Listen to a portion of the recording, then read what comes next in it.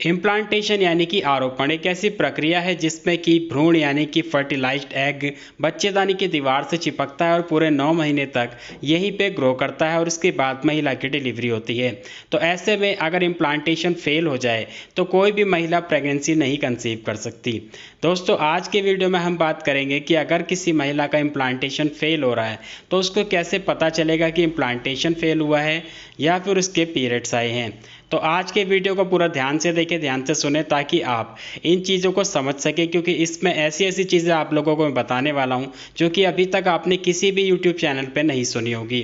Video पसंद आया तो वीडियो को लाइक ज़रूर करें, ज़्यादा से ज़्यादा शेयर करें ताकि हर महिला तक वीडियो पहुँचे और उनको भी इसका फ़ायदा मिले। तो चलिए शुरू करते हैं। हर महीने जब महिला के पीरियड्स आते हैं तो पीरियड्स के दौरान ही उसके फर्टिलिटी हार्मोन्स एक्टिव हो जाते हैं और अपना काम शुरू कर देते हैं।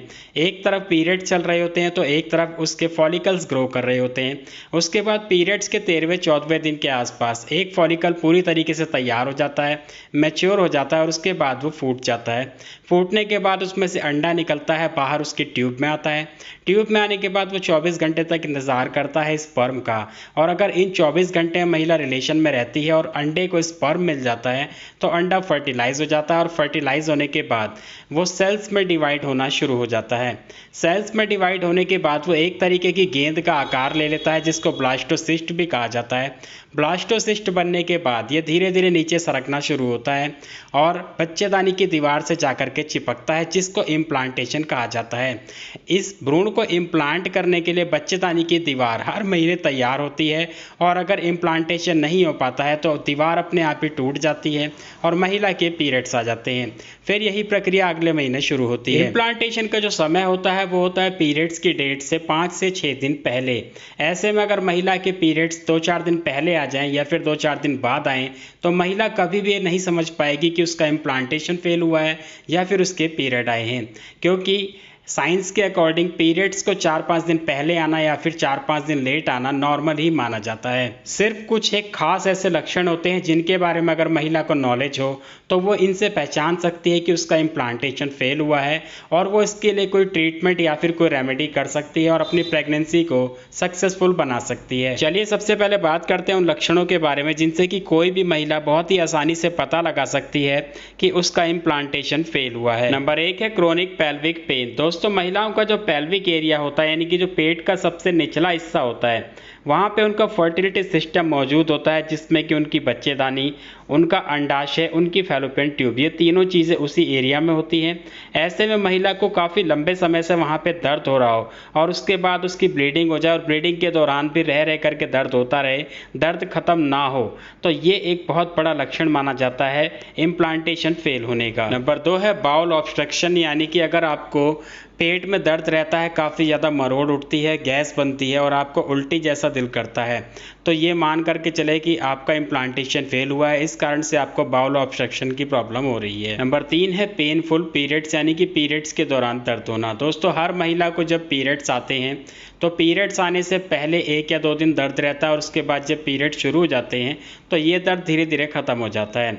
लेकिन अगर आपको पीरियड्स आ गए हैं, पीरियड्स चल रहे हैं और रोज़ाना पेट में दर्द हो रहा है तो आप ये मान करके चले कि ये नॉर्मल पीरियड वाला पेन नहीं है, ये इम्प्लांटेशन फेल होने के कारण पेन हो रहा है। अब बात करते हैं कुछ खास कारण के बारे में जिनकी वजह से इम्प्लांटेशन फेल हो जाता है। नंबर 1 है क्रोमोसोमल डिफेक्ट। दोस्तों, बताना चाहूँगा जो महिला का एग होता है उसमें 23 क्रोमोसोम्स होते हैं, यानी कि महिला के 23 गुण होते हैं।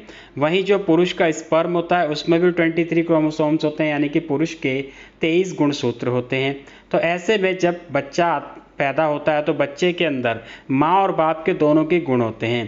तो ऐसे में प्रेगनेंसी ट्राई करते वक्त महिला जब रिलेशन में रहती है और उस दौरान अगर स्पर्म के अंदर एक भी क्रोमोसोमल डिफेक्ट हुआ, यानी कि जो क्रोमोसोम्स है या फिर 23 से ज़्यादा है या फिर 23 से कम है या फिर उन क्रोमोसोम में किसी भी तरह का कोई डिफेक्ट है या फिर इसके अलावा महिला के अंडे में किसी तरह का कोई डिफेक्ट है, यानी क्रोमोसोम में कोई कमी है, तो इस कारण से भी इम्प्लांटेशन फेल हो जाता है, क्योंकि जो इस तरीके की प्रेगनेंसी रुकती है उसको बच्चेदानी एक्सेप्ट नहीं करती है और बाहर निकाल देती है। इसके अलावा कई महिलाओं में ये समस्या जेनेटिक भी होती है, यानी कि उसकी माँ से या फिर उसकी नानी से उस महिला में ये समस्या आई हो, तो इस तरीके से भी इम्प्लांटेशन फेल हो जाता है। नंबर 2 है भ्रूण को इम्प्लांट होने में रुकावट आना। दोस्तों, जैसे कि मैं वीडियो की शुरुआत में बता चुका हूँ कि जब हर महीने बच्चेदानी की दीवार टूटती है और फिर से नई बनती है, तो नई बनते वक्त अगर ये ज़्यादा मोटी हो जाए तो भी, ज़्यादा पतली रहे तो भी, दोनों ही कंडीशन में भ्रूण को इस दीवार से चिपकने में रुकावट आती है और वो ठीक तरीके से चिपक नहीं पाता, तो इम्प्लांटेशन फेल हो जाता है। नंबर 3 है फाइब्रॉइड्स। अगर किसी महिला को फाइब्रॉइड्स की प्रॉब्लम है तो उसमें भी अक्सर ऐसा होता है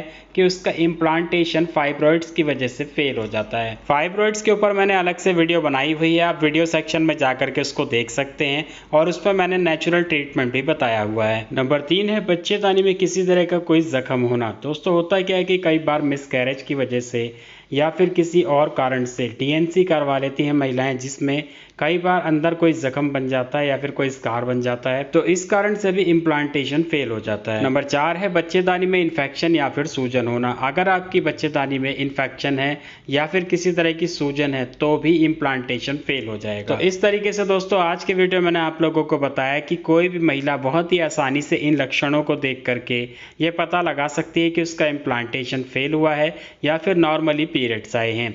उम्मीद करता हूं कि आपको मेरे द्वारा दी गई जानकारी पसंद आई होगी। वीडियो अच्छा लगा है तो इसको लाइक करें, ज़्यादा से ज़्यादा शेयर करें और कोई जानकारी चाहते हो तो कमेंट करें। मैं मिलूंगा आपसे अगले वीडियो में, तब तक के लिए अपना ख्याल रखें।